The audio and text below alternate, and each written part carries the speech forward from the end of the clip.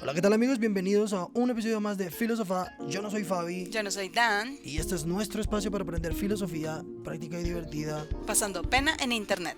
Aquí vamos.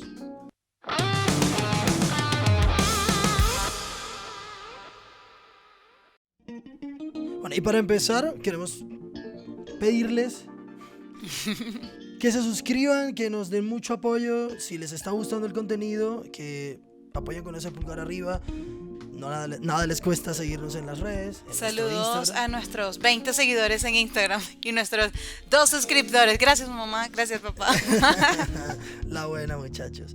Sí, apoyando este proyecto, si les está gustando, pueden ayudarnos a que el algoritmo nos muestre un poquito más a las personas nuevas, a las personas que no conocen, así que nada. Hoy les traemos un tema súper interesante y justamente hablando de algoritmos, queremos hablar hoy de la inteligencia artificial.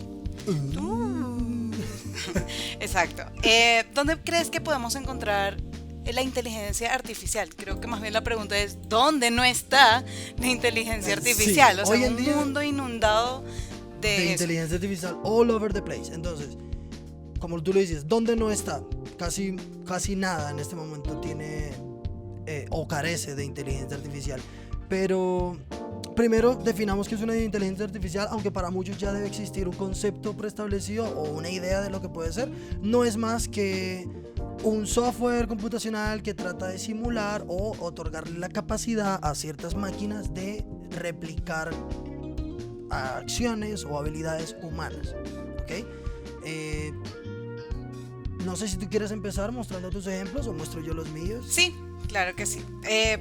Hoy en día podemos verlo, obviamente, aparte de las redes sociales, uno a veces está hablando de algo que es como el tema más común y el que más se toca. Y mira, ayer estaba hablando de tal cosa, o a veces estoy pensando en tal cosa y de pronto me aparece un anuncio. Eso es como por encimita lo que pudiéramos tocar del algoritmo o de la inteligencia artificial, que tenemos como más a la mano. Pero, por ejemplo, si nos vamos como a ámbitos un poco más profesionales, podemos hablar de la salud y la medicina, en los diagnósticos. La inteligencia artificial en medicina es el uso de modelos de aprendizaje automático para buscar datos médicos y descubrir diagnósticos. Esto se ha utilizado en las salas de espera. Vamos a suponer, estamos aquí esperando 3 horas a que nos atiendan. Nos van a pasar un formato en nuestros teléfonos y vamos a decir, mira, si me duele la cabeza, me duele tal. Obviamente este resultado no me lo van a arrojar aquí mismo como un test de Facebook, no. Pero cuando el médico me atiende y me arroja mi resultado, él me dice, mira, tienes esto. Ese resultado va a ser match con el resultado que yo hice previamente y ya ha tenido más del 90% de aciertos. Entonces eso aquí ya, primero te estás alimentando un registro y estás como entrenando a esta máquina para que ya sea un poco más eficiente en la medicina. En otro de los aspectos también se ha implementado en la policía para el reconocimiento facial de ladrones o las búsquedas para detectar un posible crimen. Pues por eso uno no puede buscar ni siquiera en broma, ay, ¿cómo hacer una bomba? No, muchachos, eso está mal. Eso va a lanzar una alerta a la Interpol. Exactamente, exactamente. Y después no van a poder entrar, no les van a dar la visa, muchachos, por favor. Y la geolocalización, también es muy importante porque pues esta nos ayuda con mapas, nos da ubicaciones y nos da indicaciones.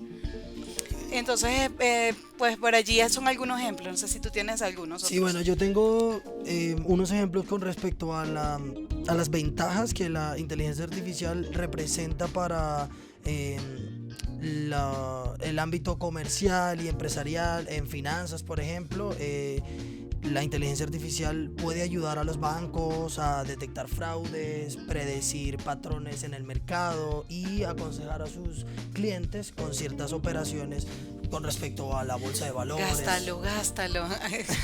La tarjeta de crédito, raspa. Y la tarjeta de crédito en balance cero. Hay empresas como Amazon que utilizan a una inteligencia artificial para predecir si un libro va a tener éxito o no, incluso antes de ser lanzado. Una de las que más me impresionó cuando estaba haciendo la investigación para nuestro episodio de hoy, la materia en el cambio, o sea, la materia del cambio climático. Hay flotas, esto me parece impresionante, hay flotas de drones capaces de plantar millones de árboles al año para combatir la deforestación. Me parece súper genial. Imagínate tener solamente un droncito de eso que plante árboles en el barrio de manera que ya no pueda sufrir de tanto calor, no sé, en dado caso de que vivas en tierra caliente aquí, ¿no? Bueno. Conseguí otro ejemplo, son unos vehículos submarinos. Estos no tienen tripulación, evidentemente, pues lo hace una inteligencia artificial, y se usan para detectar fugas en oleoductos o todo este tipo de vías que se usan debajo, o sea, a nivel submarino para transportar bien sea gas en este caso, o cables de datos como el internet y toda esta conexión que mantiene el planeta online. También conseguí un ejemplo con respecto a los edificios inteligentes que están diseñados para un consumo eficiente con respecto a la energía eléctrica y a resistir amenazas como sismos y no sé, amenazas climáticas, y para esto también usan una inteligencia artificial. Súper, sabes que hablando de edificios inteligentes, hay una página acá en Colombia que es muy famosa y ya tú puedes adaptar tu casa a que sea una casa inteligente. O sea, porque ya todo el mundo tiene un teléfono inteligente, eso es como lo más común, lo más normal, pero una casa inteligente. O sea, y puedes comprar ya por partes poco a poco para volver ya a tu casa analógica, volverla una casa inteligente. Sí, y creo que funcionaría a través de una inteligencia artificial en la cual conectes todo, bien sea las luces para encenderlas o apagarlas, no sé, la calefacción, el termostato, cualquier cosa, no sé, cerrar las ventanas, abrir las persianas. Cerrar completamente, exacto, el gas, la energía eléctrica, me imagino que ya en algún nivel. Y hablando también de la inteligencia artificial, pues uno tiene un vago conocimiento sobre lo que realmente es y uno tiene como, piensa que es algo muy extraño. Por ejemplo, uno puede pensar que es un ser supremo que vive en internet y que nos manipula y que nos controla a todos y que pues en realidad nuestra vida no existe, sino que es simplemente juego de él. Pero la verdad es que si nos ponemos a ver y a estudiar un poco más sobre la inteligencia artificial, podemos ver que, según los ejemplos que dimos, realmente está muy sectorizada y en el área del conocimiento está enfocada, como por ejemplo en la seguridad, en la salud, en los negocios, Sí. en diferentes áreas. Claro, y pues también tenemos que entender que hay varios tipos de inteligencia artificial. Se conocen muchos, pero en el capítulo de hoy vamos a tocar unos aspectos de los 4 principales. Los dos primeros son bastante inofensivos, son uno que se llama la memoria reactiva y la memoria limitada, ¿ok? Los de memoria reactiva son estas máquinas que usamos para a otorgarles una función en específica, como los submarinos, los vehículos submarinos que mencioné hace ratito. Básicamente estos están basando sus funciones otorgadas a partir de una base de datos previamente establecida. Cuando conseguimos uno de estos, pues ya sabemos que no van a generar ningún tipo de recuerdos ni ningún tipo de autonomía a la hora de pensar. Hay unos que sí tienen memoria, pero pues pasan a ser limitada. ¿Conoces un caso de un carro eléctrico? Que esos que se pilotean solo, como algunos que ya se ven en otros países primermundistas y de toda la vuelta. Bueno, estos carros generan una base de datos con respecto a su experiencia. Ejemplo, es un carro que va en piloto automático y tiene un análisis con respecto a los carros y los objetos que le rodean para empezar a trazar una ruta, pero pues trazan también una especie de memoria con la que van a desempeñar su función. Esta memoria se basa en velocidad del otro vehículo, su intención de trayectoria, y pues eso es como un ejemplo, ¿no? Entonces tenemos estos dos tipos de inteligencias. Una no crea recuerdos, la otra crea recuerdos limitados para garantizar un desempeño de sus funciones un poco más positivo. Pero los dos siguientes tipos de inteligencia artificial son una verdadera obra de arte, pero a pesar de que todavía están en proceso. Uno se trata de la teoría de la mente y el otro es de la autoconciencia. ¿Okay? Cuando se logren estos dos tipos, las máquinas podrán entender a las personas más profundamente, podrán identificar necesidades, emociones, creencias y procesos mentales. El de la autoconciencia se daría cuando un sistema o una máquina consiga la capacidad de ser consciente de su propia existencia y capaces de no solo entender a las personas, sino provocar emociones en ellas, también teniendo a su vez emociones y hasta deseos propios. O sea, lo que me estás diciendo es, esta última no ha sido desarrollada todavía. Está en proceso, ok. Pero eso es bastante curioso porque justamente si han visto todos nuestros capítulos lo tienen que saber. Justamente lo que te hace ser humano es el sentimiento de ser. Lo hablamos en el capítulo pasado.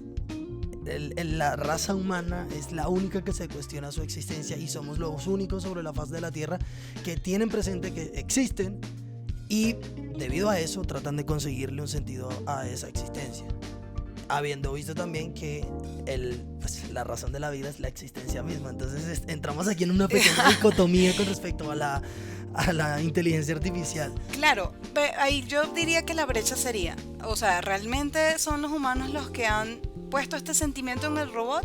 ¿O el robot con su inteligencia se plantea el ser? Es muy bueno, a lo bien es muy buena manera de verlo, pero pues... Porque puede ser sembrado. Totalmente. O sea, que el humano se lo siembra para que se vuelva loca. Yo no puedo ser el único que me vuelva loco, tiene que volverse muy loca la maquinita. A ver si ella lo resuelve. Es que no me basta con que yo esté loco, sino atormentado. Que mi creación también va a estar loca y atormentada con este... Porque recuerden lo que hablamos de la conciencia, o sea, el ser humano tiene esa vocecita que le va cuestionando, entonces crear una inteligencia que también tenga estas características, pues es algo que nos puede llegar a muchas reflexiones con respecto a la vida misma. ¿Cuál es mi propósito? Pásame la mantequilla.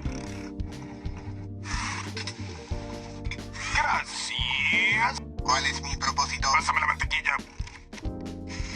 Por Dios. Sí, bienvenido al club, amigo. Hubo un señor japonés llamado Masahiro Mori.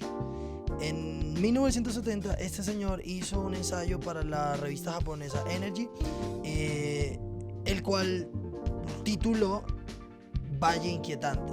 Es un estudio que plantea esta idea de que el ser humano experimenta sensaciones de incomodidad cuando contempla un robot que imita una forma realista con rasgos humanos.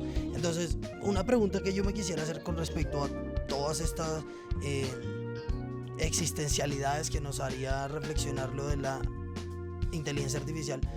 ¿En algún momento podremos llegar a sentir miedo hacia las máquinas, hacia los robots o a los robots controlados por inteligencia artificial? Pues yo creo que Hollywood nos ha advertido bastante a lo largo de toda la historia, como por ejemplo con películas como Blade Runner, Alien, Odisea en el Espacio 2001 y Yo Robot. O sea, estas películas tienen algo en común y es que siempre nos dan como una perspectiva negativa acerca de la inteligencia artificial, que pues algún día se va a volver loca y nos va a querer matar.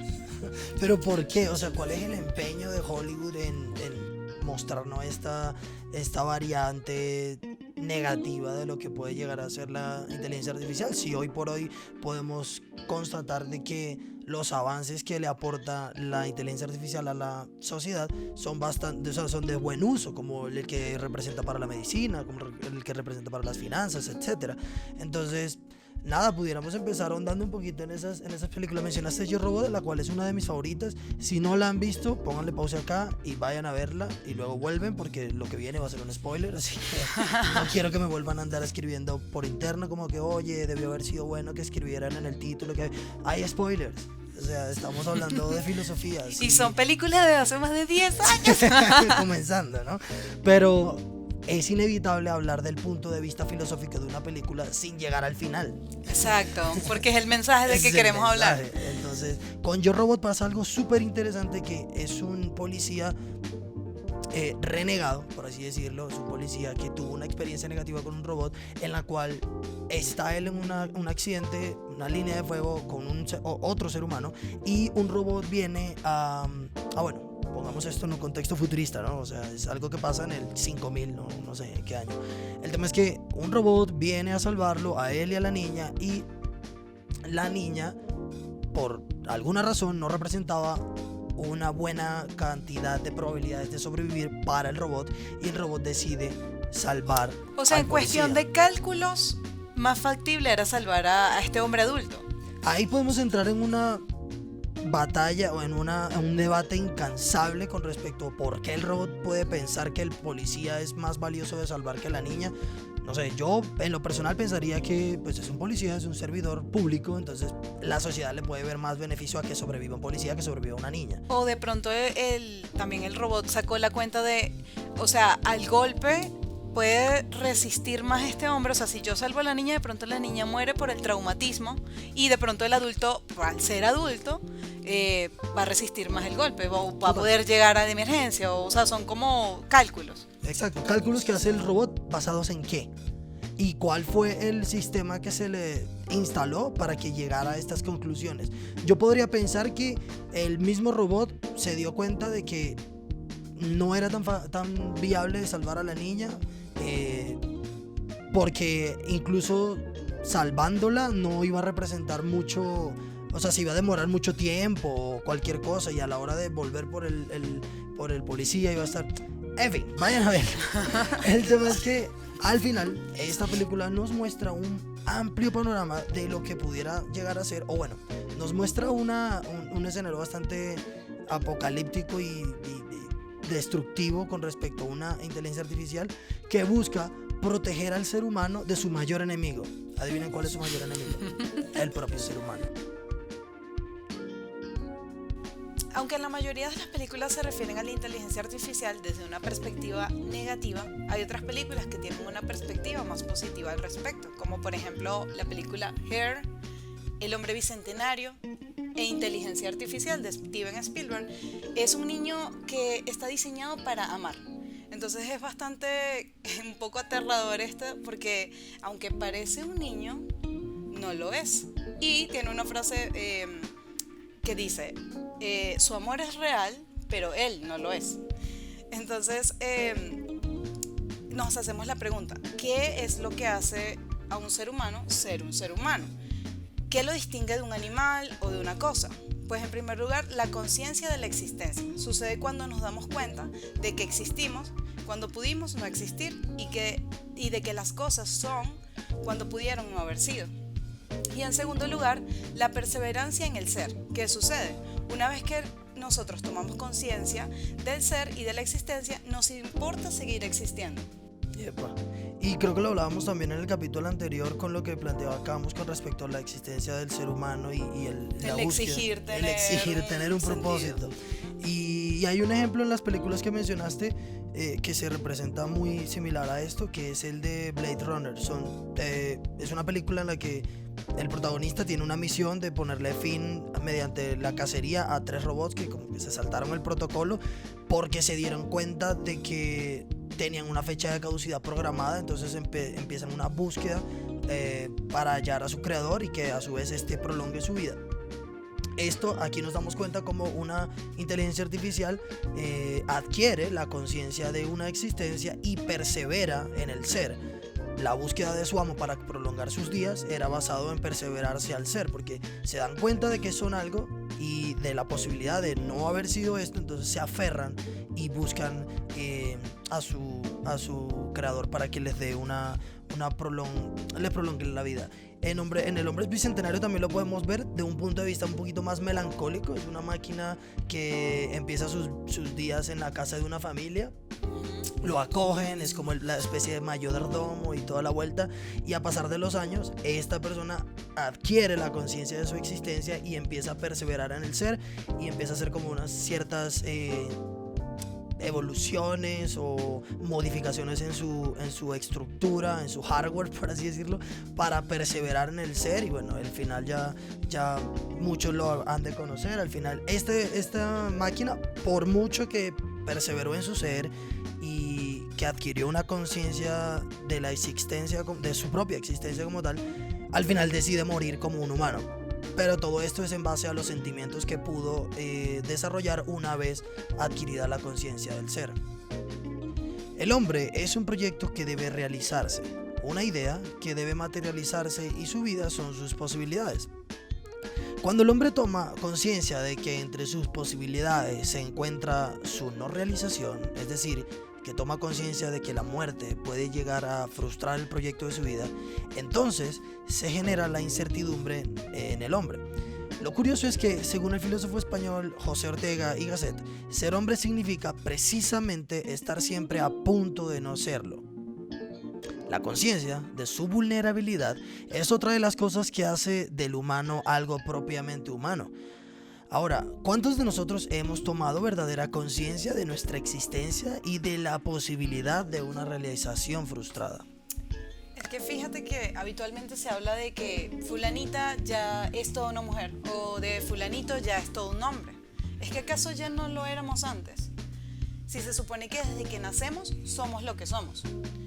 Esto es porque el hombre es un ser trascendental. Somos un proyecto que quiere cumplirse.